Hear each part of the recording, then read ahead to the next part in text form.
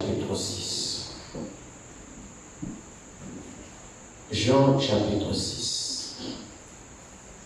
Le texte est là au tableau. Nous commencerons du 27e au 29e verset. Jean 6, du verset 27 au verset 29, nous lisons la parole du Seigneur. Travaillez non pour la nourriture qui périt, mais pour celle qui subsiste, pour la vie éternelle, et que le Fils de l'homme vous donnera. Car c'est lui que le Père, que Dieu lui-même a marqué de son sceau. Il lui dit: que devons-nous faire pour accomplir les œuvres de Dieu? Jésus leur répondit: l'œuvre de Dieu, c'est que vous croyez en celui qu'il a envoyé. Amen. Que le Seigneur bénisse encore sa parole. Vous pouvez vous asseoir.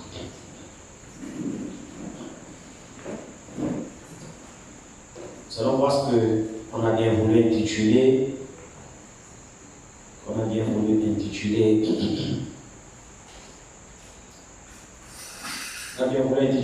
L'œuvre et les œuvres de Dieu.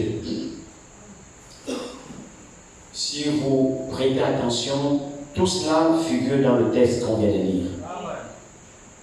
L'œuvre, d'abord au singulier, et les œuvres au pluriel. Tout cela est à l'intérieur. On va peut-être relire cela. Alors, verset 28 particulièrement, il lui dit: que devons-nous faire pour accomplir les œuvres de Dieu? Au pluriel. Amen. Maintenant, la réponse du Seigneur, elle est curieuse, parce que si on lui pose une question, il dit: Jésus leur répondit: l'œuvre de Dieu au singulier, c'est que vous croyez en celui qui l'a envoyé. Amen. Amen. Alors, les gens demandent à Jésus: qu'est-ce que nous devons faire pour faire les œuvres de Dieu? C'est une question qu'on lui pose. Et lui, quand il répond au singulier. En fait, si vous remarquez très bien, il ne répond pas exactement à la question qu'on lui pose. Il dit: l'œuvre de Dieu, c'est que vous croyez en celui qui l'a envoyé. Mais eux, ils demandent: qu'est-ce qu'on peut faire pour accomplir les œuvres de Dieu? Donc, il y a l'œuvre de Dieu et il y a les œuvres de Dieu. Et il est important que nous puissions comprendre ces deux différences. La différence qu'il y a entre l'œuvre de Dieu comme étant au singulier, une seule œuvre. Une seule œuvre qui appartient à Dieu au singulier, et l'œuvre que Jésus a parlé, et les œuvres de Dieu qui sont au pluriel. Retournons un peu de quoi il s'agit ici dans ce passage de Jean 6. Il s'agit en fait de quoi? Il s'agit de la foule. Il s'agit d'une nombreuse foule que Jésus marchait, ainsi de suite. Et puis, c'est quand il avait marché sur les eaux. Alors les disciples ont pris la barque. Avant que le soir ne tombe et que les disciples ne prennent la barque, Jésus va demander à Philippe, l'un des disciples, il dit: qu'avons-nous à manger pour tout ce monde-là? La foule était chiffrée à 5000 personnes. Il y avait 5000 personnes. Et Jésus va poser la question à l'un des disciples, Philippe, pour demander: comment on va faire pour nourrir cette foule-là? Qu'est-ce qu'on a à manger pour nourrir cette foule-là? Qu'est-ce qu'on va faire? Philippe va dire: ah, Seigneur, il paraît qu'il y a quelqu'un qui a 5 pains et puis 2 poissons. Mais qu'est-ce que c'est pour une foule nombreuse comme ça? La foule était là, nombreuse, qui écoutait Jésus. Et quand Jésus était là, Jésus faisait des miracles. Il guérissait les malades, il parlait à leur cœur, il chassait les démons, il agissait puissamment. Et non seulement cela, il pourvoyait aux besoins spirituels qui étaient de leur guérison, et il pourvoyait aussi aux besoins charnels qui étaient de nourrir leur chair. Parce que la foule était là nombreuse devant Jésus pour écouter. Donc Jésus ne faisait pas que parler la parole de Dieu, mais Jésus également se souciait de leur état naturel. Il savait que cette foule-là doit avoir faim parce qu'ils sont là depuis longtemps. Il faut aussi se soucier de leur manger. Oh, quel glorieux berger. Alors il va dire ici, regardez très bien ici, on va peut-être lire pour commencer au verset 5 pour gagner un peu du temps. Il dit: ayant levé les yeux et voyant qu'une grande foule venait à lui, Jésus dit à Philippe: où achèterons-nous des pains pour que ces gens aient à manger? Amen. Est-ce que les gens avaient à Jésus pour manger en réalité? Non. Jésus n'a pas de marmite où il doit préparer, il n'a pas de cuisine, il n'a pas de femme, il n'a pas de foyer, non. Il venait surtout pour leurs besoins spirituels parce qu'en Jésus, il y avait la guérison des maladies, il y avait la délivrance, il y avait toutes ces choses. Donc chacun venait à Jésus suite à ses problèmes. Maintenant, quand les gens venaient à Jésus suite à leurs problèmes, nous voyons que Jésus ne se limitait pas seulement de leur bien-être spirituel, mais il se souciait également de leur bien-être naturel. N'est-ce pas merveilleux? Vous voyez que celui qui a dit ne vous inquiétez pas de ce que nous mangerons, de ce que, il dit regardez les oiseaux du ciel. Ils n'ont pas de plantations, ils n'ont pas de champs. Mais votre Père céleste les nourrit. Avez-vous jamais vu un oiseau qui est mort de faim? Mais Dieu connaît le nombre d'oiseaux. Et chaque matin, chaque oiseau aura quoi se mettre sur la table. Et nous découvrons que c'est Dieu qui les nourrit. C'est Jésus qui le dit ici. Donc les oiseaux ne se nourrissent pas de même. C'est Dieu qui nourrit alors les oiseaux. Alors Jésus dit, mais à plus forte raison, vous, les hommes que j'ai créés à mon image. Frère, Jésus ne laissera pas l'un de ses enfants, l'une de ses filles, mourir de faim. Ce n'est pas le Dieu que nous croyons. Alors il dit ici à Philippe, ici, il dit, mais ayant levé les yeux et voyant qu'une grande foule venait à lui, Jésus dit à Philippe, où achèterons-nous des pains pour que ces gens-là aient à manger? Il lui disait cela pour l'éprouver, car il savait ce qu'il allait faire. Amen. Philippe lui répondit, les pains qu'on aurait pour 200 deniers ne suffiraient pas pour que chacun en reçoive un peu. Un de ses disciples, donc André, frère de Simon, Pierre, lui dit, il y a un jeune garçon qui a 5 pains d'orge et 2 poissons. Mais qu'est-ce que c'est là pour tant de gens? Amen. J'ai médité ça la journée et puis j'ai fait un rapport, un parallèle avec ce que nous avons vu la semaine dernière, lorsque l'apôtre Paul parlait de la libéralité, donc la volonté de donner. Je ne sais pas si vous vous rappelez. La Paul dit que la bonne volonté, lorsqu'elle existe, elle n'existe pas dans ce que vous n'en avez pas, mais elle existe dans le peu que vous avez. La bonne volonté de donner, lorsqu'elle existe, elle existe dans le peu que vous avez. C'est-à-dire que si vous voulez aider quelqu'un, voilà, là, ici, là, il y a 5000 personnes. Alors, André, le frère de Simon, va dire, mais il y a un petit garçon qui a 5 pains et 2 poissons. De vous-même, 5 pains et 2 poissons peuvent faire quoi devant une foule de 5000 personnes. Mais au moins, il y avait la volonté de faire quelque chose.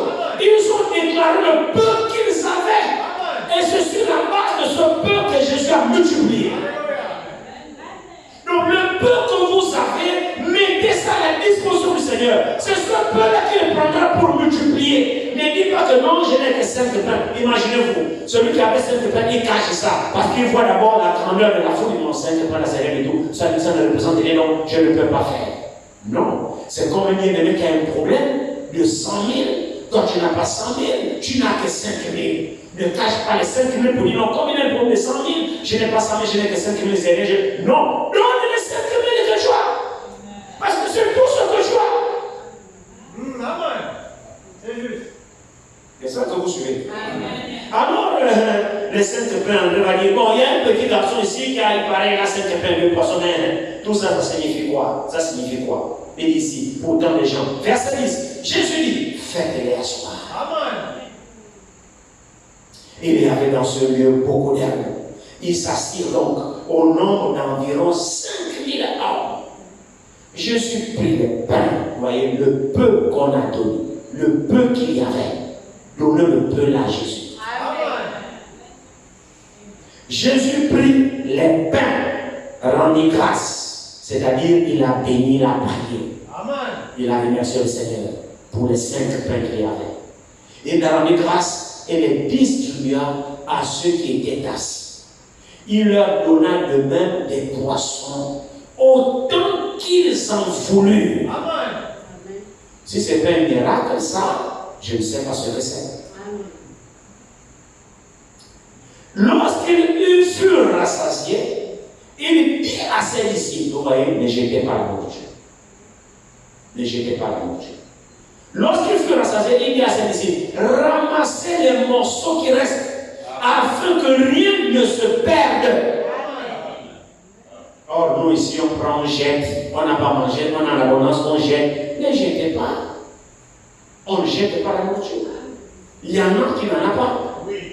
Amenez-nous aussi, nous n'en avons pas. Venez nous déposer. Si c'est trop chez vous, amenez le jour du culte chez nous aussi. Nous, on va prendre ça, on va aller manger ça nous autres. Ne jetez pas la poubelle. Amenez-nous ça ici, parce que nous autres même sommes dans le besoin. Apportez. Ne jetez pas.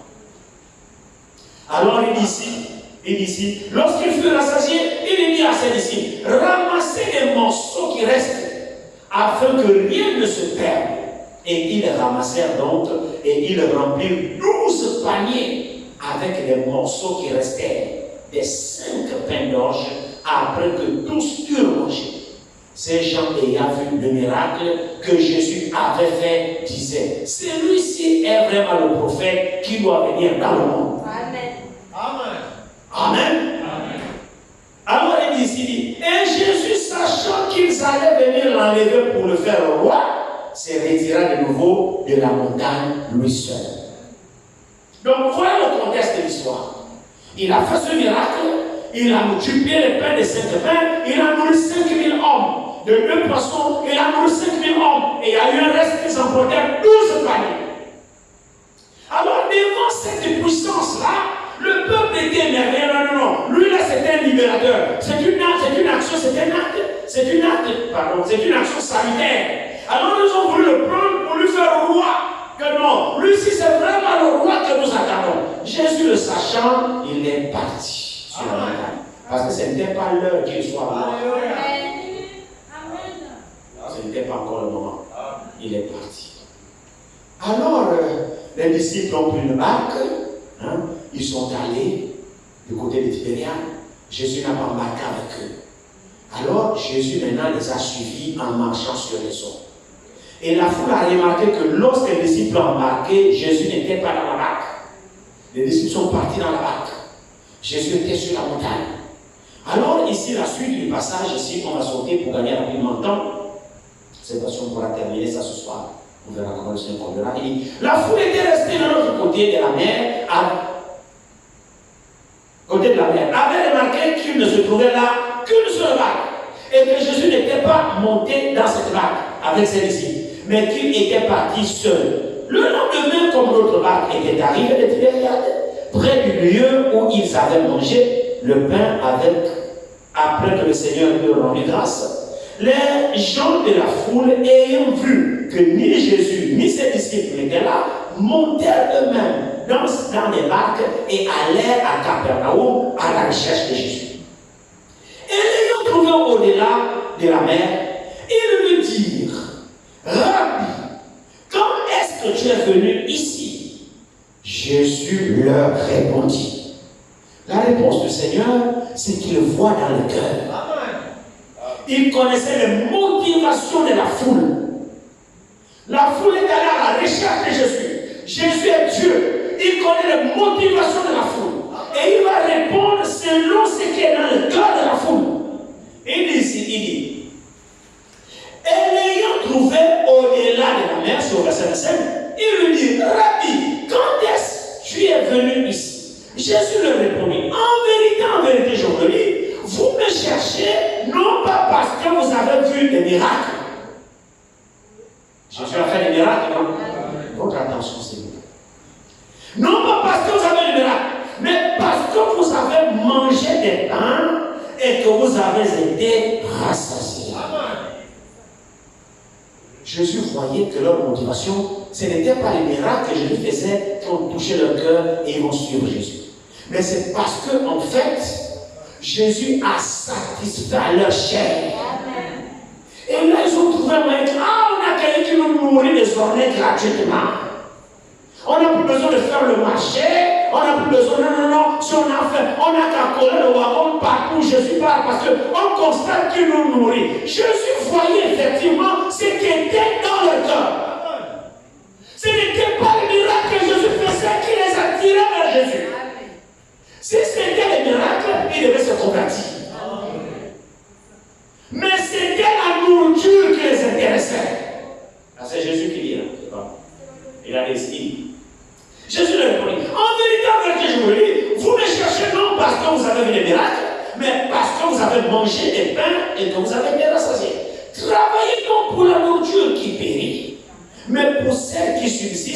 la vie éternelle. Et que le Fils de l'homme vous donnera. Car c'est lui que le Père lui-même a marqué son sang. Ils lui dirent, que devons-nous faire pour accomplir les œuvres de Dieu? Amen.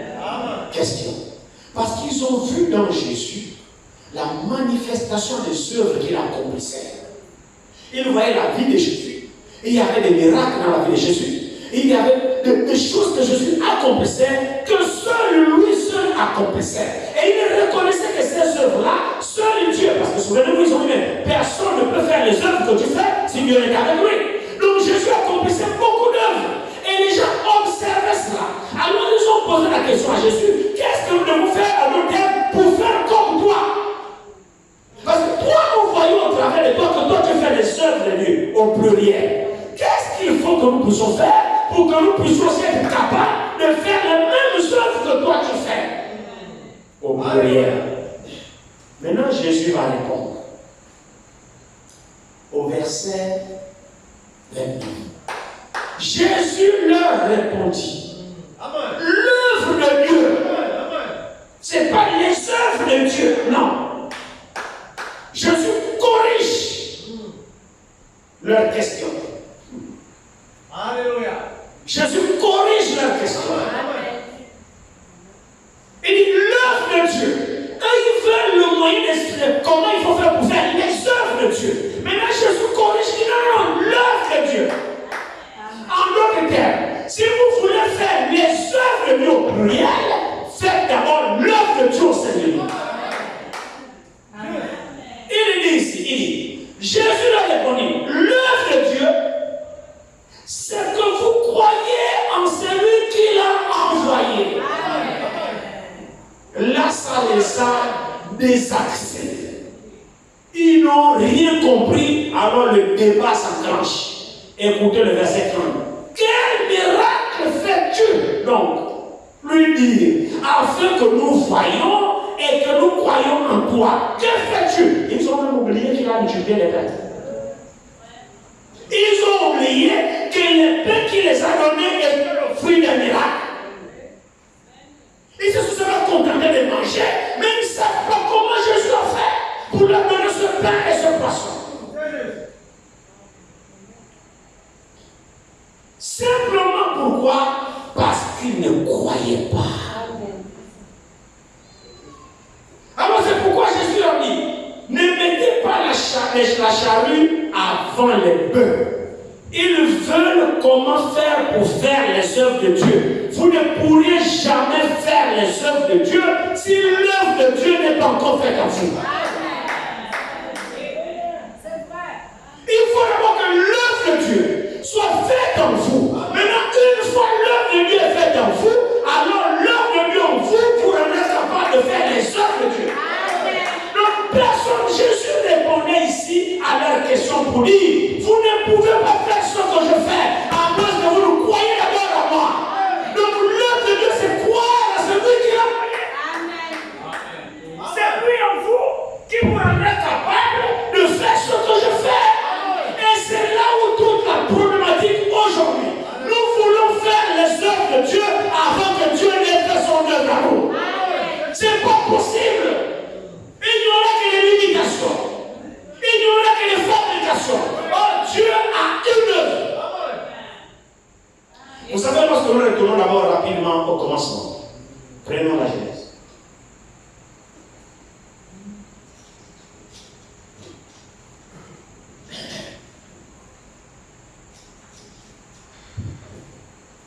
L'œuvre de Dieu est au singulier. Et cette œuvre-là, c'est Dieu seul qui l'a fait, sans aide de personne. Amen. C'est une œuvre unique. Je crois ici, maintenant, je pense Genèse 2, je crois ici.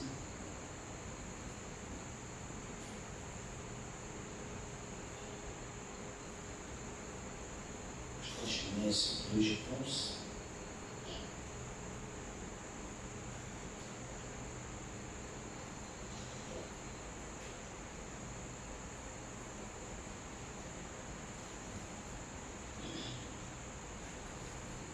Genèse.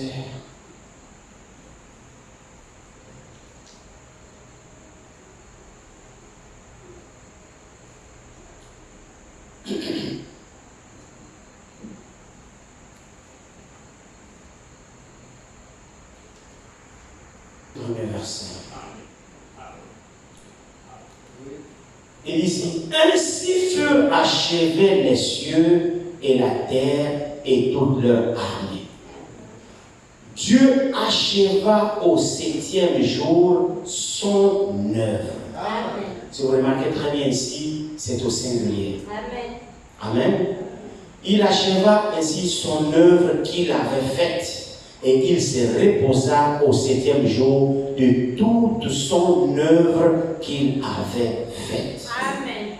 Amen. Amen. Ici, cette œuvre est au singulier. Il s'agit de quoi? Il s'agit de la création. Ici, c'est Moïse. Nous savons que Moïse n'est même pas le premier homme. Moïse est venu des centaines de milliers d'années plus tard. C'est vrai, non? Moïse n'est même pas le premier homme. Il y a eu Adam et Ève. Adam et Ève est venu, Seth a procréé, ainsi de suite. Genèse, après Noé, il y a des tout de Noé. Et j'avais ces trois fils ont le peuple à terre. De Noé jusqu'à Abraham. Abraham a eu son fils a eu Jacob. Jacob a 12 patriarches sont partis en Égypte. Donc Moïse est parti naître en Égypte. Donc la Bible, c'est des générations qui existaient et Moïse est allé naître en Égypte. Et quand Moïse est né en Égypte, on a failli le tuer, c'était un instrument dans la main de Dieu. Dieu l'a préservé. Jusqu'à ce qu'il tue un Égyptien, Moïse fuit à 80 ans dans le désert. Combien de générations se sont écoulées? Personne ne savait ce que Dieu avait fait. Alors Dieu choisit Moïse. Quand il appelle Moïse, c'est à Moïse que Dieu dit, bon Moïse, viens. Je vais te révéler ce que j'ai fait pour créer. Oh, tout le monde vivait sans savoir comment Dieu a fait pour créer. La Genèse a été écrite par Moïse. Amen. Moïse a existé pendant des centaines de milliers d'années après le premier homme. Alors Moïse vient, Dieu le montre, écrit. Au commencement, Dieu créa. Moïse écrit. Au commencement, Dieu créa. Pourquoi? Moïse était un prophète. Amen. Donc c'est Moïse qui nous relate l'œuvre de la création de Dieu. Amen. Des milliers d'années plus tard, c'est Moïse qui reçoit la vision de la création. C'est Moïse qui a écrit la Genèse. Amen. Alors Moïse vous dit ici, c'est Dieu qui communique à Moïse. Parce que Moïse n'était pas là. Donc Moïse ne peut même pas savoir comment Dieu a fait pour créer. Amen. Les choses de Dieu se révèlent. Amen. Amen. Alors Moïse vous dit, alors c'est Dieu qui dit à Moïse, il dit, ainsi furent achevés les cieux et la terre et toute leur armée. Dieu acheva au 7e jour son œuvre qu'il avait faite et il se reposa au 7e jour de tout son ouvrage qu'il avait fait. Amen. Là ici, c'est l'œuvre d'abord de la création. Amen. Cette création-là concerne la nature. Il a créé les cieux, il a créé la terre, il a créé la mer, il a créé les arbres, il a créé les animaux, il a créé tout cela. Lui-même, dans sa souveraineté, il n'a pas de conseiller, il n'y avait personne qui était à ses côtés pour lui dire fais ça comme ça, fais ça comme ça. Ou alors quand il fait, il va demander à quelqu'un, tu penses quoi? Est-ce que tu penses qu'il y a une erreur? Non! Amen. Il est le tout suffisant, il est parfait pour toujours, il n'a jamais été créé. Il n'existe pas lui-même. Alors tout ce qu'il a créé, c'est selon le conseil de sa volonté. Frère, personne ne peut conseiller Dieu. Amen. Alors les choses de Dieu, nous les connaissons par révélation. C'est Dieu qui nous les révèle. Je disais un article de quoi hier ou avant-hier à la maison. Dieu soit heureux. J'espère que seulement que ça soit vrai. Il paraît que la science maintenant confirme maintenant l'existence de Dieu. Alors qu'ils ont passé tout leur temps à dire que Dieu n'existait pas. Il y a des scientifiques maintenant, aujourd'hui, qui sont là pour prouver scientifiquement l'existence de Dieu. Amen. Oui. Ah oui, j'ai lu cet article, je crois hier à la maison. Des scientifiques confirment maintenant scientifiquement l'existence d'un être suprême. Amen. Je passe sur le Big Bang. Alors il faut que le Big Bang soit Dieu. Comment le Big Bang va faire en sorte que les planètes s'harmonisent? Bon, le Big Bang sait que bon, là maintenant c'est la nuit, le soleil va se coucher, la lune apparaît. Le Big Bang va savoir que là maintenant c'est l'été, la sève descend, l'hiver, ainsi de suite. Le Big Bang, quel Big Bang? Les histoires. Alors eux-mêmes se sont rendus compte que non, il faut qu'il y ait une intelligence qui existe dans la nature, qui fait en sorte que tout marche. Alors s'il y a l'intelligence, il faut qu'il y ait un être divin qui a mené à l'existence l'harmonie de la nature. Il ne peut pas être le hasard. Alors si c'est le hasard, c'est que le hasard est Dieu. Adorons le hasard. Parce que tout est parfait. Alors ils disent que non. Ils ont des preuves scientifiques irréfutables qu'il y a un être qui a créé. Gloire à Dieu. L'homme va nier Dieu jusqu'à quand? Frères et sœurs, l'homme ne peut pas nier Dieu. Dieu existe. Et pour connaître Dieu, il faut que celui-là se révèle à nous. Alors il va dire à Moïse comment il a fait son œuvre. Nous connaissons cela par la révélation. Il a donné à Moïse, écris ça, écris ça, écris ça. Moïse ne faisait qu'écrire. Alors Dieu acheva son œuvre qu'il a créée. Et nous découvrons que son œuvre là, c'est la nature. Au singulier. L'œuvre de Dieu, c'est la nature qu'il a créée. Et quand Dieu a créé, le 7e jour, ils sont nés, il se reposa. Regardez très bien ce qui est écrit ici. Verset 3. Dieu bénit le 7e jour et il le sanctifia parce qu'en ce jour, il se reposa de toute son œuvre qu'il avait créée en la faisant. Il avait créé en la faisant. Avec quoi, j'en sais rien. Comme le messager le fait savoir, il existe 7 dimensions dans la création, la nature. La première dimension, c'est la lumière. La deuxième dimension, c'est la matière. La troisième dimension, c'est le temps. La quatrième dimension, c'est les ombres. La cinquième dimension, c'est les âmes sur l'autel. La sixième dimension, c'est le paradis. Et la septième dimension, c'est le trône de Dieu. Amen. Donc le monde entier existe dans ces 7 dimensions. Alléluia. La lumière, c'est une dimension. Dieu même avec une lumière inaccessible. Amen. Donc vous ne pouvez pas le fixer. Après la lumière, vient la matière. Après la matière, vient le temps. Oh, Dieu, il est au-dessus de tout cela. Amen. Il est l'éternel. C'est un mystère de mystère. Nous le connaissons à la mesure de ce qu'il nous révèle. Alors quand Dieu a fini de créer son œuvre à lui, la Bible dit l'Éternel dit que tout ce qu'il avait créé était très bon. C'est juste là le verset 30. Le verset 31 de Genèse chapitre 1. Genèse chapitre 1, verset 31. On dit ici. Il dit, Dieu vit tout ce qu'il avait fait. Et voici cela était très bon. Pas seulement bon. Voici cela était très bon. Il y eut un soir, il y eut un matin, ce fut le 6e jour. Amen. Le 7e serait bon. Dieu a fini de tout créer. Un grand architecte. Amen. Frères et sœurs, tout ce que nous voyons à l'existence ici a existé en Dieu, dans sa pensée. Et Dieu a appelé à l'existence ce qui était en lui. Comment? Par le moyen de la parole. C'est le peu qu'il a révélé à Moïse. Parce que nous ne connaissons même pas ce grand être. Alléluia. Nous voyons seulement dire à Moïse, il dit, écris Moïse, viens, écris ici. Moïse prend sa plume. Existant des milliers d'années après le premier homme. Il dit à Moïse, écrit, je vais te donner l'aperçu de comment j'ai fait pour amener à distance au monde. Et il me dit, alors Moïse, au commencement, je créa. Vous voyez, Moïse nous donne juste le commencement.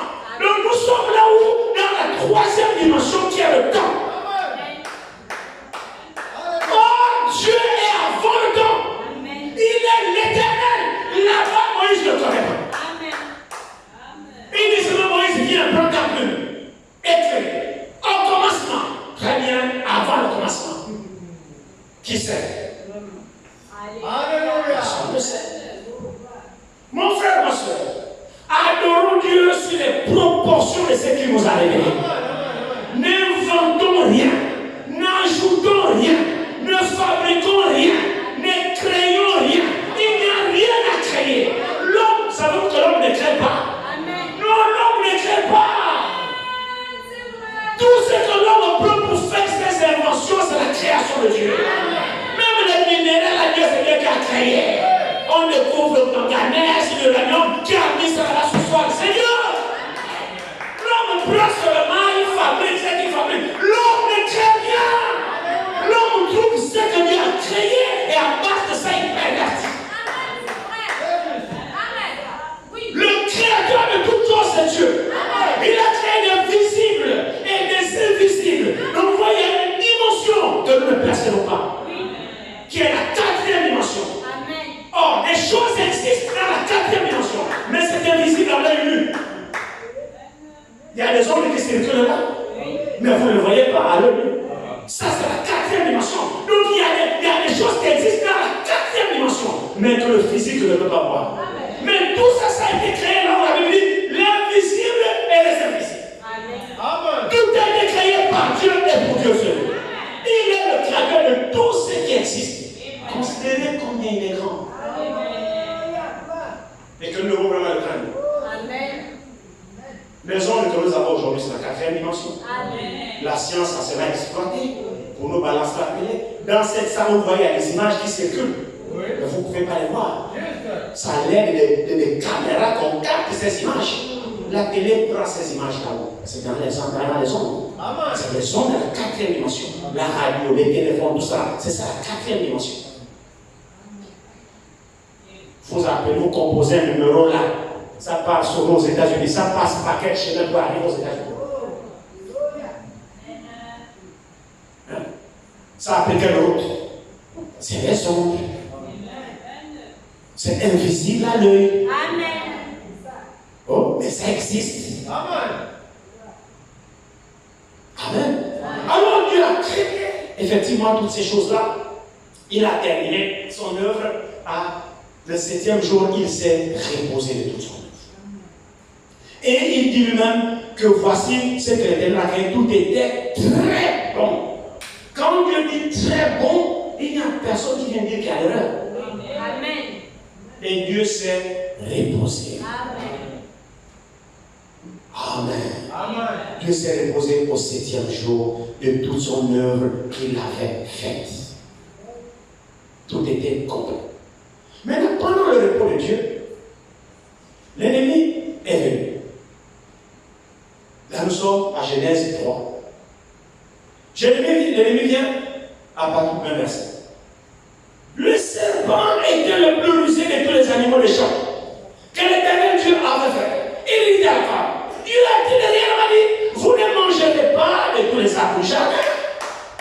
La femme répondit au serpent, nous mangeons du fruit des arbres du jardin, mais quant au fruit de l'arbre qui est au milieu du jardin, Dieu a dit, vous n'en mangerez point et vous ne toucherez point de peur que vous ne mourrez.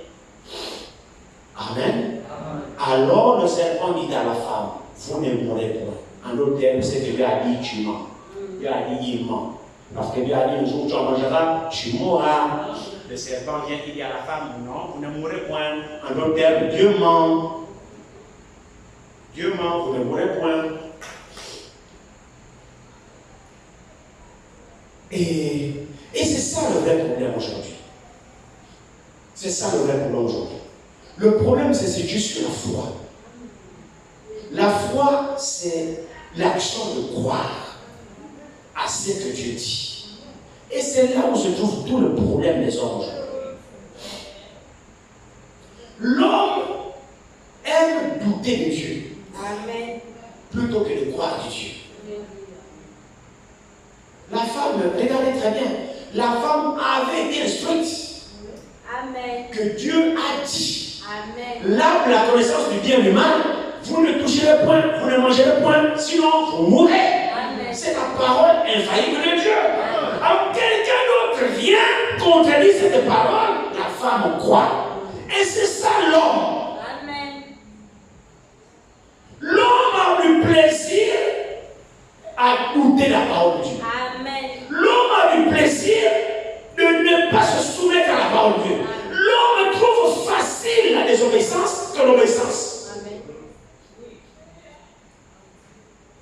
Alors la femme ici s'est laissée facilement convaincre par les arguments du serpent et dit ici, alors le serpent dit à la femme, vous ne mourrez pas, vous ne mourrez point, mais Dieu sait que le jour où vous mangerez, vos yeux s'ouvriront et que vous serez comme Dieu, connaissant le bien et le mal. La femme vit, déjà mordue par ces raisonnements, la femme vit que l'arbre était bon à manger et agréable à la vue et qu'il était précieux pour ouvrir l'intelligence. Donc elle s'estimait ne pas être toujours intelligente. Pour ouvrir l'intelligence, elle prit de son fruit et en mangea. Elle en donna aussi à son mari qui était auprès d'elle et il en mangea. Ils ont fait exactement ce que Dieu a dit de ne pas faire. Les yeux de l'un et de l'autre s'ouvrirent. Ils connurent qu'ils étaient nus. Et ayant cousu le feu de figuier, ils s'en firent des ceintures. Mon frère, ma soeur, à partir de ce moment-là, l'homme s'est séparé de Dieu. Amen. À partir de cet instant, l'homme s'est séparé de Dieu. L'homme a connu ce qu'on appelle la mort, dont le divorce a eu lieu en ce moment précis, quand Ève a fait cette chose-là. Quand elle a mangé ce arbre. C'est à ce moment-là, pas une minute plus tard, en ce moment précis, que le divorce a été consommé avec Dieu. Amen. Elle a connu ce qu'on appelle la mort. Amen. Frères et sœurs, s'il y a quelque chose que je n'aime pas, c'est qu'on doute de lui. Amen. S'il y a quelque chose qui fait mal à Dieu, c'est l'incrédulité de l'homme. L'incrédulité de l'homme fait mal à Dieu. Parce que l'homme n'a pas de raison de douter de Dieu. Amen. Mais l'homme prend plaisir à douter de Dieu. Et quand l'homme a fait ça, l'homme a connu ce qu'on appelle la mort.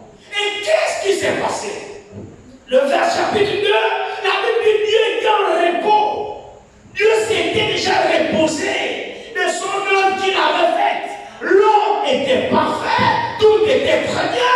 Dieu a fait le jardin où l'homme vivait et Dieu n'a pas abandonné l'homme. Dieu descendait communier avec l'homme. Tout était parfait, alors Dieu s'est reposé. Et quand Ève a écouté le serpent, ça a remis Dieu au travail. Alors qu'il était déjà dans son repos, Dieu a dit se remettre au travail.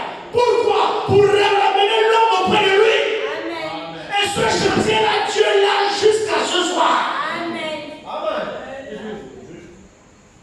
Jusqu'à ce soir, le repos que Dieu avait eu lors de la première création, ce repos-là a été dérangé par la désobéissance de l'homme. Dieu s'est remis au travail jusqu'à ce soir. C'est Dieu qui travaille.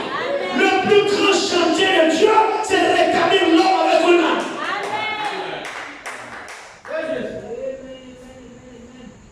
Et il a commencé comment? Par la sémence de la femme. Amen. Amen. Par la sémence de la femme. C'est là où le messager nous dit, la première création, Dieu a commencé par la nature.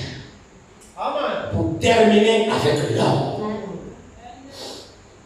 Et cette création, l'homme qui est le dernier de créer a bouleversé toute la création. Alors Dieu s'est remis au travail. Et dans la deuxième création, Dieu maintenant commence par l'homme. Il ne commence plus par la nature. Dieu commence dans la deuxième création, dans la deuxième œuvre de Dieu.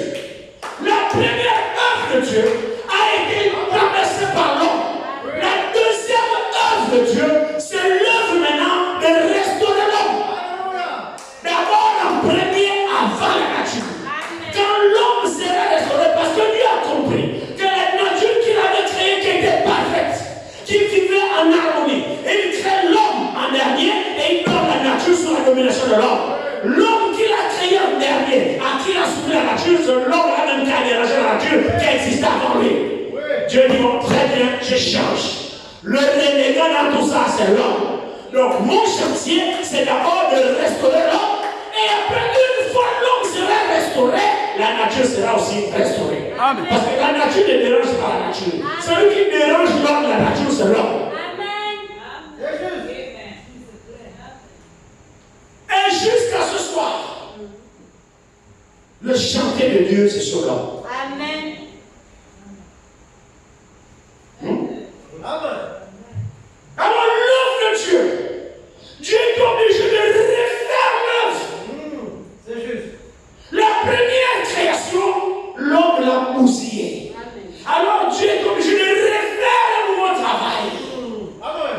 Dans l'œuvre, la nouvelle œuvre de Dieu. Et dans cette œuvre-là, c'est quoi? C'est Dieu même d'abord, premièrement, qui s'est fait chair. Amen. Parce que l'homme qu'il a créé était dans un corps de chair.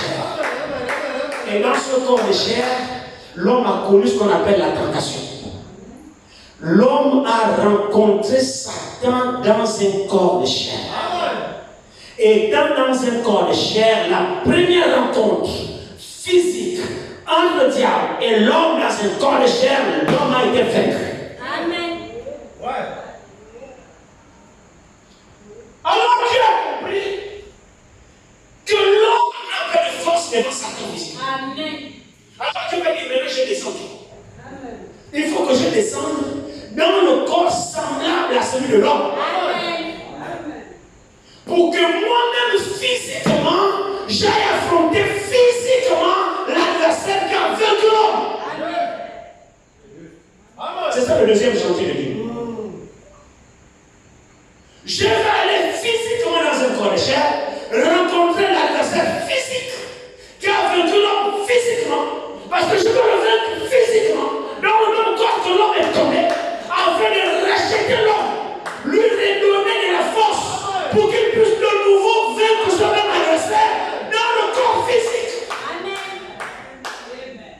Mais pour le faire, Dieu s'est pris un corps. Et c'est là où vous entendez lui-même, il annonce dès Genèse 3 que la sémence de la femme écrasera la tête du serpent.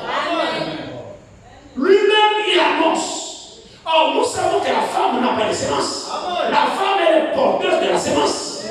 Pour que la femme tombe enceinte, c'est l'homme qui dépose la sémence dans le ventre de la femme. La femme n'a pas de sémence. Mais Dieu ne n'attribue pas cette sémence à un homme. Dieu l'attribue à la femme pour montrer qu'une femme qui n'aurait pas connu l'homme tomberait enceinte. Amen. C'est pourquoi Dieu attribue cette sémence à la femme. Parce qu'elle n'avait jamais été touchée par un homme. C'est pourquoi Genèse dit, la sémence de la femme écrasera la tête du serpent. Il annonce lui-même qu'il va venir dans un corps de chair au travers d'une femme vierge. Regardez, frères et sœurs. Il fallait qu'il vienne ici. Parce que notre façon de venir, c'était la façon du péché. Amen. S'il venait par les rapports sexuels, il n'allait pas vaincre. Amen. Il fallait qu'il vienne différemment de nous sans péché. Amen. Pour qu'il puisse vaincre l'adversaire de l'homme. Et c'est ce qu'il a fait. C'est ce qu'il a fait. Il est venu sur la terre d'une façon pure. Amen. Il a marché d'une façon pure. Amen. C'était quoi? C'était l'œuvre de Dieu. Amen. Pour racheter l'homme. Maintenant, il fallait que l'homme qui est sur la terre, qui est toi, qui est moi, nous devons croire. Amen. Que celui ici, là, c'est lui qui va venir me donner la capacité de vaincre le péché. Le problème de l'homme, c'est de croire à lui. Alléluia. C'est pourquoi il dit, nous sommes nés dans le péché. Et dans cette nature, on va peut-être le lire ici. Partons déjà, prenons. Il y a beaucoup d'écritures, Mais je vous épargne la lecture, il y en a plein. Je vous épargne la lecture pour gagner en temps. On va peut-être voir aussi, si je pense.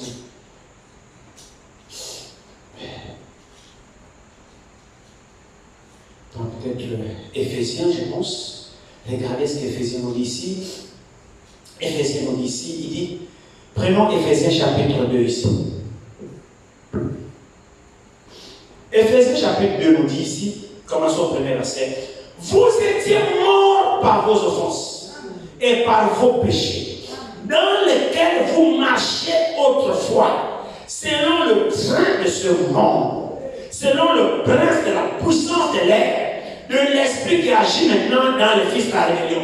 Frères et sœurs, nous tous, cette nature dans laquelle nous sommes là, c'est ça, comme ça que nous sommes. Rebelles, nés dans le péché. Nous étions morts par nos offenses. On voit le péché comme l'eau. Parce que la terre dans laquelle nous sommes ne respire que le péché. Le corps là se plaît dans le péché. Celui qui ne se plaît pas du péché, c'est l'âme.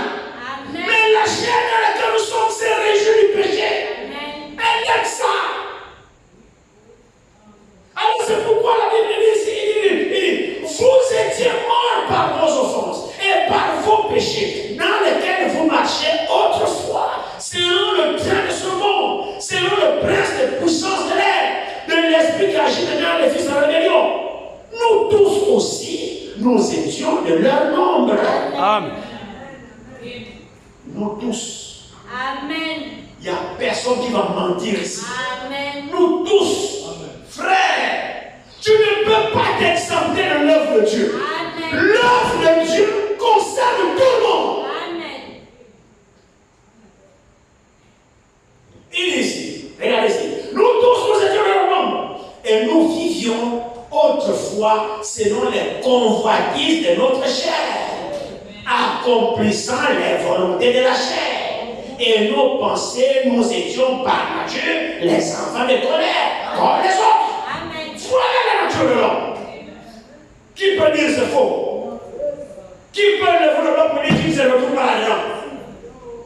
Accomplissant les volontés de la chair. Qui peut se soigner, qui n'est pas dedans? Amen. Voilà notre état. Amen. Accomplissant les volontés de la chair. Dès que la chair veut ceci, tu donnes. Dès que la chair dit ceci, tu donnes. Hein? Pour les soeurs, les modes. Si c'est le jupe fendu, tu donnes. Si c'est ceci, tu donnes. Pour les hommes, c'est pareil. Accomplissant les volontés de la chair. C'est l'état dans lequel nous sommes. Amen. Maintenant, dans cet état-là, voilà que toi tu veux accomplir les œuvres de Dieu. Au pluriel. Non. Alléluia. Amen. Tu ne sauras pas le faire. Amen. Dans cet état que décrit Éphésiens, tu ne peux pas accomplir les œuvres de Dieu. Parce que l'œuvre de Dieu ne s'est pas encore faite en toi. Oh, c'est ce que nous voulons. Nous voulons accomplir les œuvres de Dieu sans que l'œuvre de Dieu ne soit faite en nous. Oh, qu'est-ce que l'œuvre de Dieu? Mais c'est de croire à celui qui l'a envoyé, c'est pour faire. Donc quand vous croyez en Jésus-Christ, c'est lui qui vous transforme. Amen. C'est lui qui change votre état. C'est lui qui donne la force de vaincre le péché. C'est lui qui vous place au-dessus du péché. C'est l'œuvre de Dieu qui accomplit son œuvre en nous. Qu'est-ce que nous devons faire pour faire les œuvres de Dieu? Seigneur, dis-nous ce qu'on doit faire, parce que nous voulons faire les œuvres de Dieu. Qu'est-ce qu'on doit faire pour accomplir les œuvres de Dieu? Jésus dit, l'œuvre de Dieu d'abord.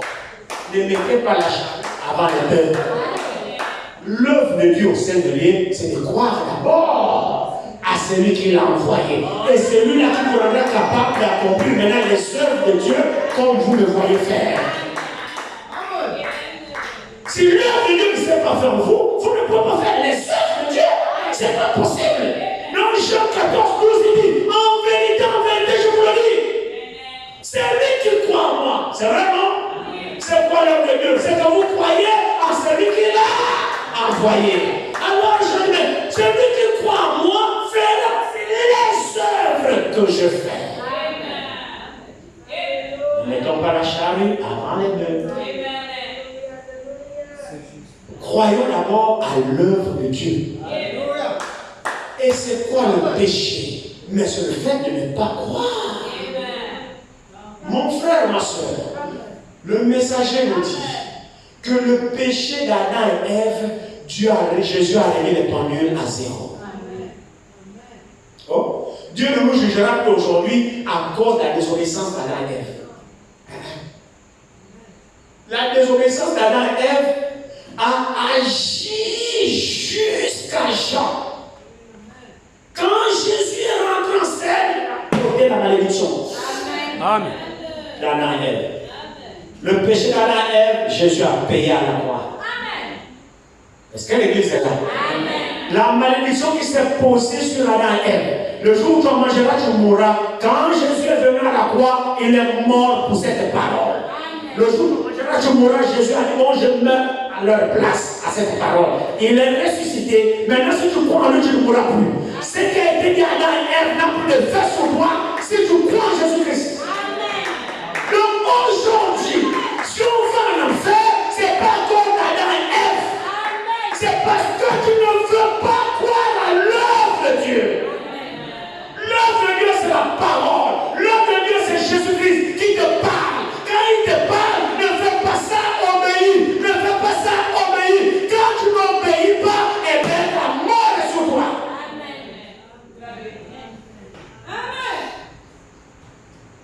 Aujourd'hui, si nous partons en enfer, c'est pas qu'on est à la guerre. Je dis Amen. Merci. Jésus a réglé les pendules à l'heure. Amen. Aujourd'hui, nous sommes à niveau sur la même position. Amen. L'œuvre de Dieu, c'est de quoi? Celui qui l'a envoyé. Celui qui l'a envoyé là, c'est vous qui? Mais c'est lui-même fait homme. Qui vient pour te sauver. Qui dit, mais c'est moi ici. Il dit, si je n'aurais pas fait les œuvres, vous prenez ça dans les déjà. Si je n'aurais pas les œuvres, je n'aurais pas fait les œuvres de mon père. Vous avez raison de ne pas me croire. Vous aurez raison de me croire. Plus que je fais ces œuvres-là, je les fais. Si vous ne voulez pas croire, croyons-moi encore de ces œuvres-là, que c'est réellement moi qui suis venu pour toi.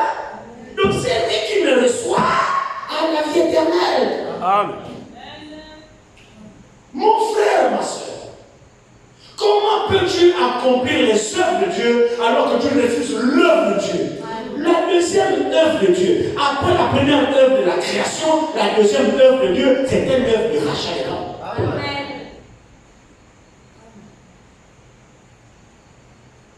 Et c'est cette œuvre-là qui existe jusqu'à ce soir. Amen. Dieu est en chantier ce soir. Amen. C'est vrai, non? Amen. La deuxième œuvre de Dieu, c'est l'œuvre du rachat. De même que l'œuvre de la création, c'est lui-même qui l'a faite, parce que c'est Dieu celui qui crée. De même, l'œuvre de rachat, c'est Dieu lui-même. Personne n'est dans cette œuvre. C'est pourquoi l'œuvre de Dieu, on attribue cette œuvre à Dieu. C'est quoi? De croire à celui qui l'a envoyé. Pourquoi? Pour te racheter. L'œuvre de rachat, c'est l'œuvre de Dieu lui-même. Amen. Et c'est ça l'œuvre primordiale. Dieu s'est remis au travail. Il s'est remis à l'œuvre. Pour cette fois-ci, c'est plus pour créer les eaux, pour créer la mer. Non. Le deuxième chantier de Dieu, l'œuvre de Dieu, c'est pour sauver l'homme. Amen. Et c'est l'œuvre qui existe ce soir. Le salut de l'homme. L'œuvre de Dieu, le salut de l'homme. Et qui a-t-il envoyé pour cela? C'est Jésus-Christ. C'est lui qui est le salut. Amen. C'est lui qui est la vie éternelle. Amen. C'est lui qui nous rend capable maintenant de faire les œuvres de Dieu. Regardez très bien, poursuivons Éphésiens ici. Éphésiens ici nous dit, regardez très bien Éphésiens 2 que nous lisons ici, il dit, nous tous aussi, nous étions de leur nombre. Et nous vivions autrefois selon les convoitises de notre chair, accomplissant les volontés de la chair et de nos pensées. Et nous étions par nature les enfants de colère comme les autres. Oui. Voilà ce que nous étions, sans recevoir l'œuvre de Dieu. Maintenant, quand nous recevons l'œuvre de Dieu, écoutez le verset qui suit, verset 4. Mais Dieu, qui est riche en miséricorde, à cause du grand amour dont il nous a aimés, nous qui étions morts par nos offenses, nous a rendus vivants avec Christ. Amen. Alléluia. Comment tu peux avoir la vie de Dieu sans Christ en toi?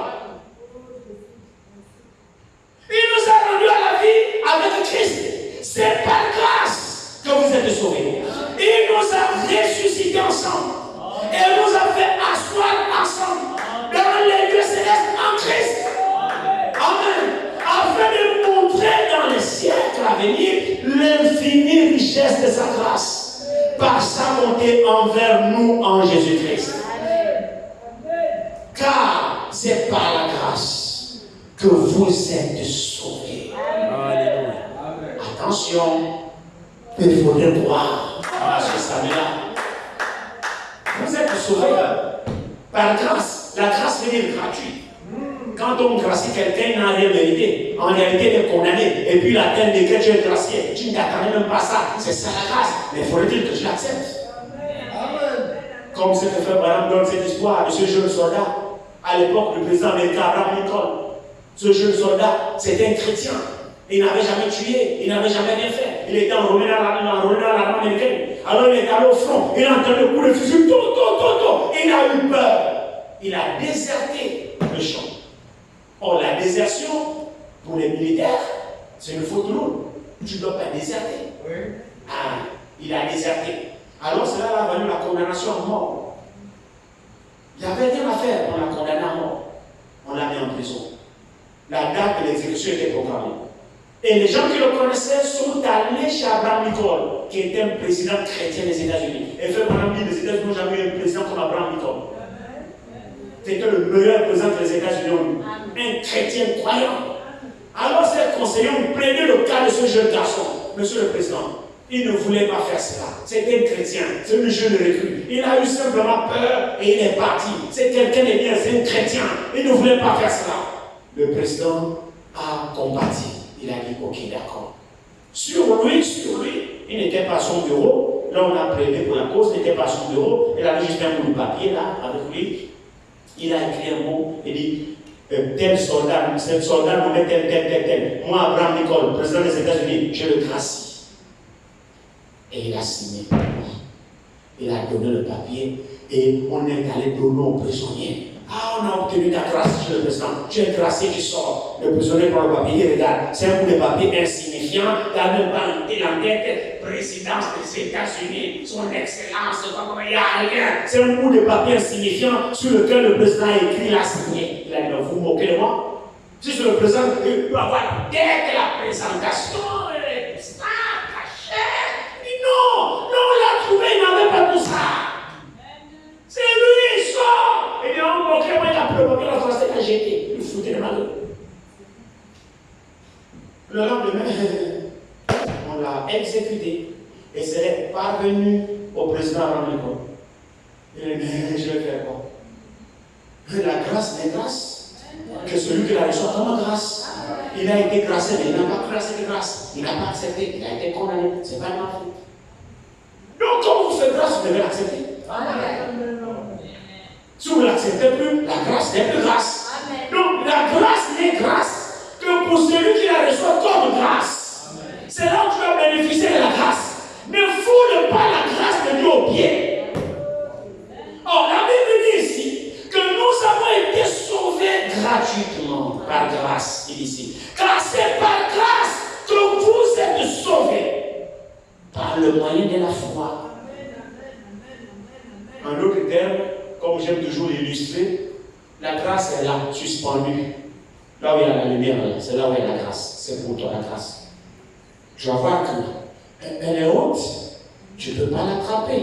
Si c'est un objet attrapé, tu vas trouver un moyen qui arriverait, puis tu attrapes ta grâce, tu la prends. Donc il y a un moyen pour la prendre. Et la Bible, le moyen, c'est la foi. Bon, la foi, c'est toi. Croire, c'est accepter que oui, tu m'as fait grâce, je suis pardonné, tu le reçois. C'est là où elle se manifeste en toi. Et lorsqu'elle se manifeste en toi, elle te change. Mon frère, ma soeur, la grâce a le pouvoir de transformation. La grâce, la Bible dit, la grâce qui est notre source de salut nous enseigne à renoncer. Amen. Donc la grâce, quelqu'un qui a la grâce, c'est pas la personne qui continue à dire non, moi j'ai grâce, je continue. Non, pourquoi on t'a condamné? Mais c'est pour ça que je serai là. Maintenant quand on t'a gracié, tu recommences ça, tu retourneras.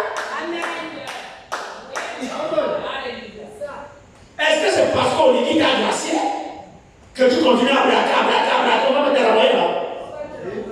Tu retourneras. Je marche avec la grâce comme ça, mais tu continues à voler, à braquer, à mentir, à tuer, parce que tu prends la grâce au lit. Non. Non. Ne comprenons pas mal la grâce. On t'a gracié pour que tu ne refasses plus ça. Oui, amen. On t'accorde une seconde chance. Et maintenant, en réalisant cette grâce, qu'est-ce qui se passe à toi? Oh, j'étais condamné. C'est vrai. Je méritais la condamnation. Oh, mais l'homme là m'a gracé. Mais je ne mérite pas ça. Oh Seigneur. Maintenant, tu marches sur la pointe de pied. Parce que les mêmes causes provoquent les mêmes effets. Amen. Amen. Si on t'a gracié, tu dois comprendre là où tu étais. Amen. Et tirer le bénéfice de la grâce. Amen. On t'a pas fait grâce pour que tu continues dedans. Tu as mal compris la grâce. J'ai dit amen. Amen. Alors il dit ici, car c'est par la grâce que vous êtes sauvés, par le moyen de la foi. Et cela ne vient pas de vous, c'est le nom de Dieu. Ce n'est point par les œuvres, afin que personne ne se glorifie. Vous avez entendu ça? Amen. Ce n'est pas par des œuvres de vous-même que vous fabriquez. Amen. Quand nous voulons faire les œuvres de Dieu, ce n'est pas par notre intelligence. Non. Amen. Non. C'est faux. Nous faisons même l'imitation et ces œuvres que nous fabriquons de nous-mêmes ne sont pas créées. Écoutez le verset 10 là.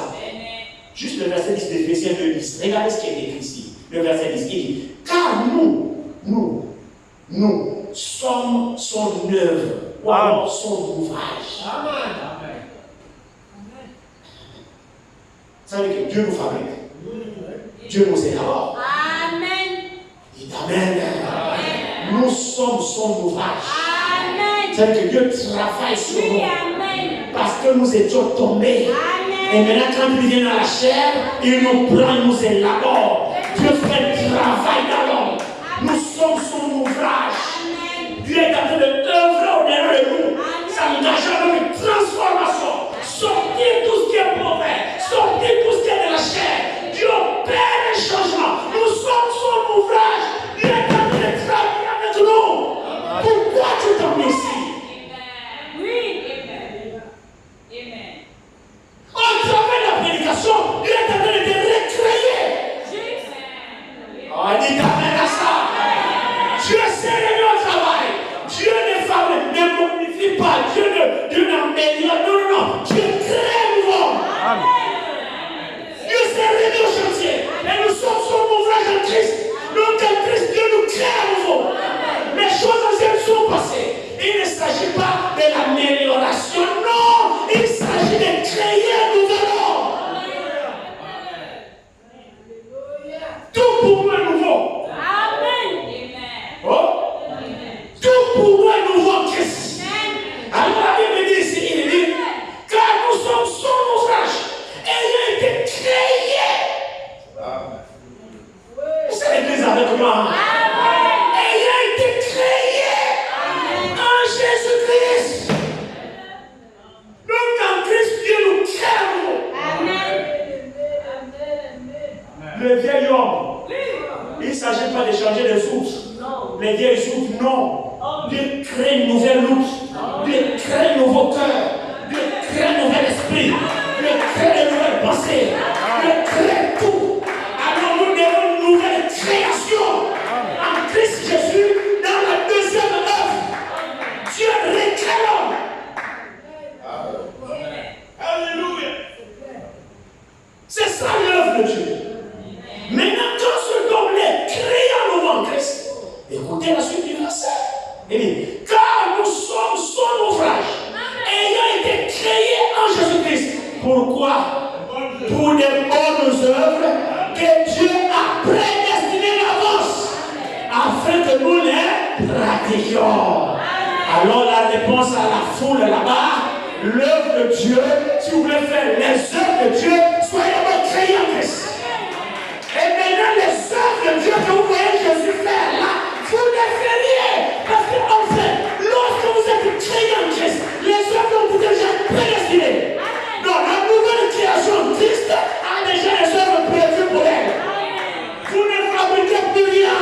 C'est pourquoi vous entendez Jésus dire, regardez ici, retournons dans Jean 14.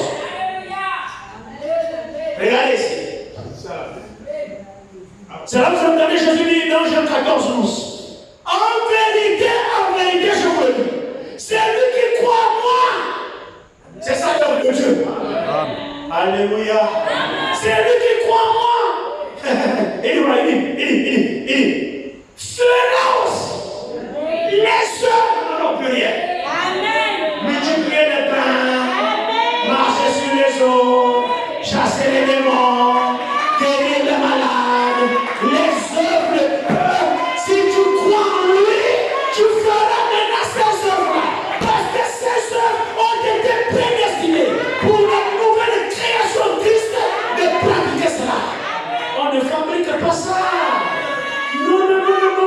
C'est déjà la posée. Il suffit d'être créé en Christ et ça t'accompagnera. Voici les signes qui accompagneront. Ça accompagnera. En Christ, nous sommes créés à nouveau. L'œuvre de Dieu, c'est de croire à celui qui l'a envoyé. Une fois que tu crois, lui en toi, tu crées. Il crée une nouvelle nature. Il crée un nouveau comportement en toi. Et maintenant, tu peux faire les œuvres qu'il a faites. Mais avant, c'est faux. Vous voyez que notre problème, c'est l'incrédulité. On ne croit pas, mais on veut faire les œuvres de Dieu. On ne croit pas, on va aller chasser les démons. On ne croit pas, on va aller prier pour les malades. On ne croit pas. Comment tu veux faire les œuvres de Dieu alors que l'œuvre de Dieu n'est pas encore faite à toi? L'œuvre de Dieu d'abord, c'est de te régénérer.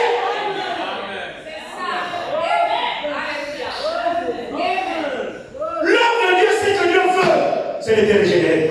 C'est quoi son ouvrage? C'est quoi qu'il veut? Le reste là, c'est les accompagnements. Une fois que tu as déjà dedans, c'est là pour toi. Tu ne cherches pas. Que Dieu te bénisse, mon frère. Amen.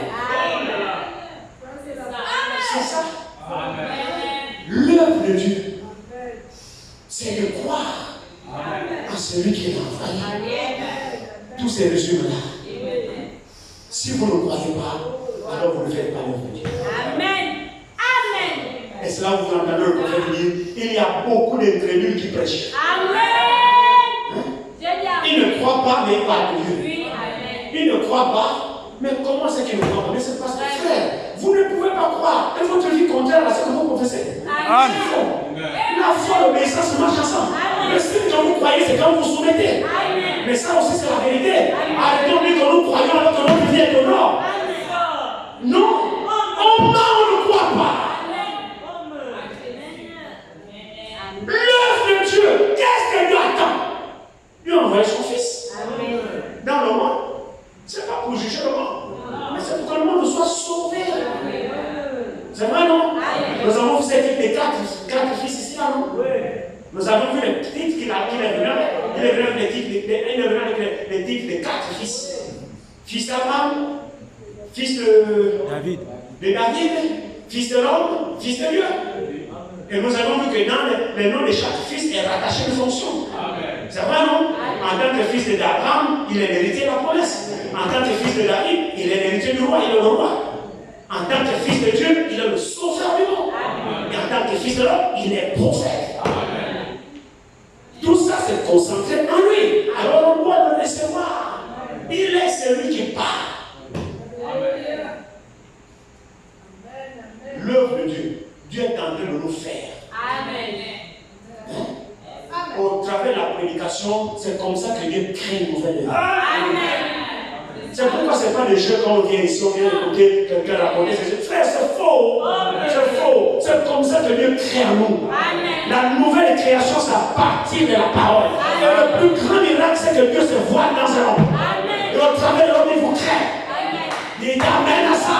C'est la prédication de l'évangile dans laquelle le Fils de l'homme est présenté. Et quand vous croyez à la prédication, vous êtes créé. Une nouvelle nature est créée en vous. Vous êtes un nouvel homme. Par la folie de la prédication, nous sommes sauvés.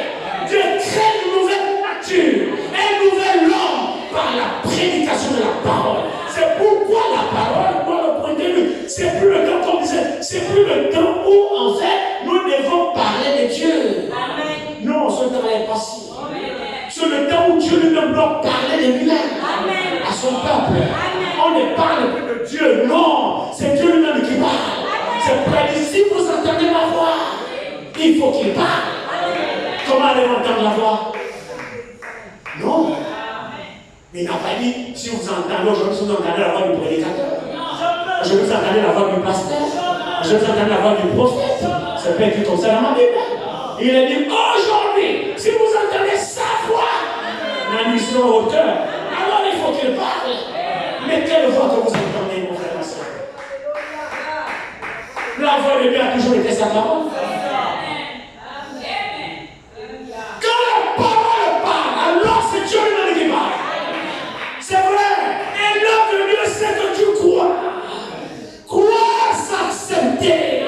Tu t'abandonnes à lui. Tu laisses tes penchants. Tu laisses tes pensées. Tu laisses tes envies. Tu ne peux pas dire que tu crois et tu continues dans les mêmes choses. Tu ne crois pas. Et pour toi, l'œuvre de Dieu ne se réalisera pas toi. L'œuvre de Dieu, c'est d'être créé à nouveau. Au travers de l'homme qu'il a envoyé, Jésus-Christ, qui est la parole.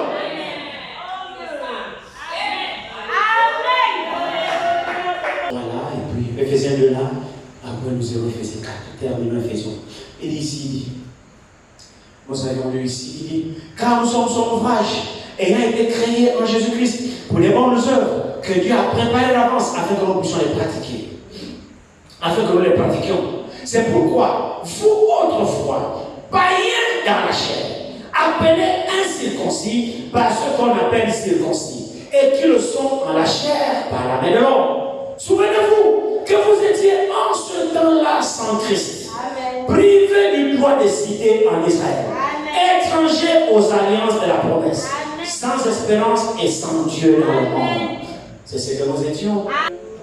Mais maintenant en Jésus-Christ, vous qui étiez jadis éloignés, vous avez été rapprochés par le sang de Christ.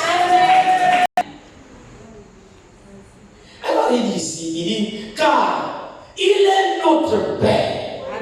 Lui qui des deux n'en a fait qu'un. Et qui a renversé les murs de séparation, l'inimitié, ayant anéanti par sa chair la loi des ordonnances. Dans ses prescriptions, il a voulu créer. Vous entendez de nouveau créer?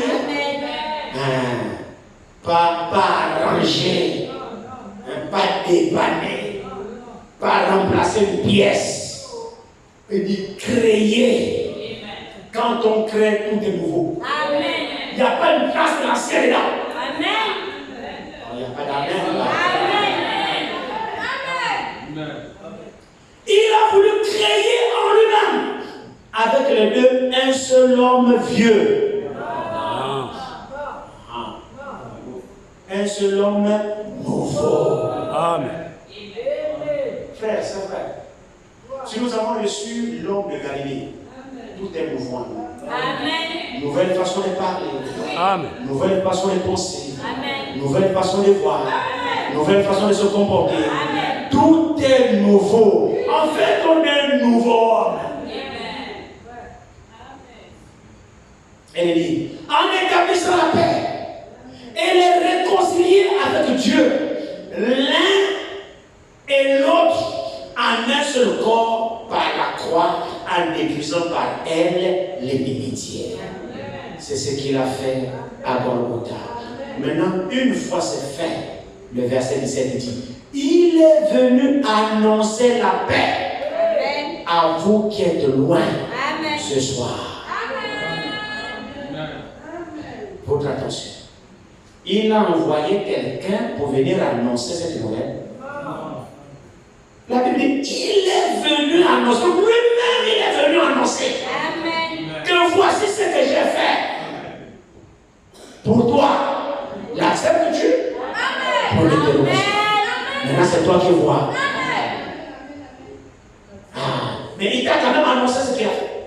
Parce que si tu n'as pas annoncé, tu n'allais pas savoir ce qu'il a fait. Maintenant, il te dit ici qu'il a rétabli tout. Il a arrangé tout. Le tohu dans lequel Adam et Ève étaient, lui, il est venu arranger tout. Et il t'a de nouveau admis à sa présence. L'acceptes-tu? C'est toi qui vois. Toi, tu as seulement besoin d'accepter. En fait, tu n'as rien à faire. Dans cette histoire, tu n'as rien à faire. On ne te demande pas de fabriquer quelque chose. On te demande seulement de croire. L'œuvre de Dieu, il a déjà fait. Maintenant, il vient te présenter, je te dois croire que j'ai déjà fait. Et ce qu'il a fait, quand tu crois, ça s'accomplit. C'est tout ce qui est. Et bien, croire là aussi, c'est un problème. Il va encore faire. Il a déjà tout fait. Vous voulez encore qu'il fasse quoi? Ici, maintenant, une fois c'est fait, il est venu annoncer la paix. À vous qui étiez loin. Donc, ça, c'est pas nous autres. Et la paix à ceux qui étaient prêts. Donc, ça, ce sont frères là-bas. Car par lui, les uns et les autres, nous avons accès auprès du Père. Amen. Dans un même esprit. Amen. Mon frère, ma soeur, un chrétien ne persécute pas un autre chrétien. Amen. Un fils de Dieu ne critique pas un autre fils de Dieu. Amen. Parce que nous avons un seul et même esprit. Si vous voyez les persécutions, c'est qu'il y a un charnel qui persécute le spirituel. Le spirituel ne persécute pas. Parce qu'il est réconcilié à l'intérieur de l'âme. C'est une nouvelle création. Ces habitudes n'existent plus en lui. Donc si toi tu as encore ça, c'est un signe que l'œuvre de Dieu n'a pas été faite à toi. Amen. Et il dit, ainsi donc, vous n'êtes plus des étrangers, ni des gens du dehors, mais vous êtes concitoyens des saints, gens de la maison de Dieu. Amen. Vous avez été édifiés, c'est important, sur le fondement des apôtres et des prophètes. Jésus-Christ lui-même étant la pierre angulaire. En lui, Jésus, en lui, tout l'édifice bien coordonné s'élève pour un temple saint dans le Seigneur. En lui, vous êtes aussi l'édifice. Vous êtes aussi édifiés. C'est ça, non? En lui, vous êtes aussi édifiés pour être une habitation de Dieu en esprit. Amen. Amen. Donc, en Christ, le nom de Dieu qui est en lui est le nouveau en nous. Amen. En Christ. Parce qu'en lui, nous avons été créés. Amen. Donc, le Dieu qui est en lui est de facto en nous. Amen. C'est pourquoi il peut dire les œuvres que je fais. C'est le Père qui est en moi qui fait les œuvres. Et plus que nous avons été nouvellement créés, le Père aussi de nouveau est en nous. Et le même Père qui faisait les œuvres en lui, le même Père fait les œuvres en nous. Amen. C'est là que nous pouvons accomplir les œuvres de Dieu. Amen. C'est pourquoi Jésus a dit à ces gens-là, non, vous allez toujours en maison. Les œuvres que vous me voyez faire dans vos états, vous pouvez. C'est vrai, non? Prenons Ephésiens 4, nous terminons ici. Nous prenons, quand il est déjà avancé, désolé. Il dit ici, il dit, vous pouvez lire tout Ephésiens 4, je vois à la maison. Nous allons prendre à partir du verset 20 d'Ephésiens 4, à partir du verset 20. Mais vous, ce n'est pas ainsi que vous avez appris Christ. Si du moins vous l'avez entendu, et c'est conformément à la vérité qui est en Jésus. C'est en lui que vous avez été instruits à vous débrouiller. Amen. Par rapport à votre vie passée, Amen. du vieil homme qui se corrompt par les convoitises trompeuses, à être renouvelé dans l'esprit de votre intelligence. Amen. Et à revêtir l'homme nouveau, créé selon Dieu. Amen. Amen. Amen. En Christ, il y a une nouvelle création. Il a commencé par l'homme et il terminera par la nature. Il dit, à revêtir l'homme nouveau, créé selon Dieu, dans une justice et une sainteté qui produit la vérité. Amen. En dehors de la vérité qui est la parole, vous ne pouvez pas naître de nouveau. Amen. Vous ne pouvez pas. C'est plus possible. Vous vous illusionnez seulement comment vous êtes chrétien, vous êtes né de nouveau. Vous vous illusionnez en fait. Votre vie vous trahit. Oui, amen. C'est tant que les choses du monde ont encore de l'emprise en vous. Amen. Mais comment Christ serait en vous? Amen. C'est Amen. pas, ne mentez pas contre la vérité. Si l'amour du monde est en vous, l'amour de Dieu n'est pas en vous. Amen. C'est pas possible. Ça ne peut pas cohabiter. Amen. C'est faux. Amen. Si l'amour du monde est là dans ton cœur, ça montre que tu n'es pas régénéré. Ça montre que tu n'es pas régénéré. Ça montre que l'œuvre de Dieu n'est pas encore à toi. Tu as encore du monde. Je dis Toutes amen. tes pensées, tes désirs, la musique du monde, tu fais seulement, tu mens seulement en fait. l'œuvre de Dieu ne s'est pas encore faite en toi. Si l'œuvre de Dieu est faite en toi, le vieil homme meurt. Il crée un nouvel homme. Et quand il crée un nouvel homme, c'est selon les aspirations du ciel. Pourtant, les choses du monde, c'est la pourriture. Alléluia. Amen. C'est deux mondes différents. Amen. Il y avait pas de cause. Amen. L'homme créé nouveau va comme ça. Amen. L'ancien monde ne va pas comme ça. L'homme sont opposés Oui. l'un à l'autre. Oui. Il n'y a rien qui converge. Je dis Amen. Maintenant, toi, regarde l'autre. Amen. Tu sauras. Et ici, avait-il l'homme nouveau créé selon Dieu, dans une justice et une sainteté qui produit la vérité. C'est pourquoi renoncez au mensonge. Et que chacun de vous parle selon la vérité à son prochain. Car nous sommes membres les uns des autres. Amen. Mensonge. Maintenant, frère, j'ai blagué seulement, j'ai dit non. L'esprit de mensonge est en toi. Oui, Écoutez-moi. Tu mens blaguant. Non, je blague, non. Comment tu peux blaguer maintenant? C'est l'esprit qui est en toi. Amen. Disons la vérité. L'esprit de mensonge est en toi. Bon, tu fais seulement genre, comme disent les enfants. L'esprit est en toi. Tu as le mensonge. Sinon, comme penses tu vas avoir pour me mentir, avoir un blague. Est-ce que moi j'ai besoin que tu blagues avec moi dans le mensonge? Jamais, monsieur. Non. Alors il dit ici, il dit, c'est pourquoi renonçons au mensonge et que chacun de vous parle selon la vérité à son prochain. Amen. Car nous sommes membres les uns des autres. Amen. Si vous vous mettez en colère, ne péchez point. Que le soleil ne se couche pas sur votre colère. Amen. Et ne donnez pas accès au diable. Amen. Que celui qui les robe ne les robe plus, mais plutôt qu'il travaille en faisant de ses mains ce qui est bien. Amen. Pour avoir de quoi donner à celui qui est dans le besoin. Amen. Qu'il ne sorte de votre bouche aucune parole mauvaise. Amen. Mais s'il y a lieu, quelques bonnes paroles. Amen. Qui servent à l'édification et communiquent une grâce à ceux qui l'entendent. Amen. Vous ne voyez pas que c'est une nouvelle vie? Amen. Et ça là, c'est quelqu'un qui a été créé en Christ. Amen. Dans lequel cette nouvelle vie-là est établie. Les choses anciennes, mensonges, tromperies, fourberies, non, c'est mort avec le verbe. Amen. Romains 6. Il y a beaucoup de passages dans Colossiens, mais le temps est avancé, je peux faire m'arrêter par là. Que Dieu nous aide. Amen. Recevons l'œuvre de Dieu.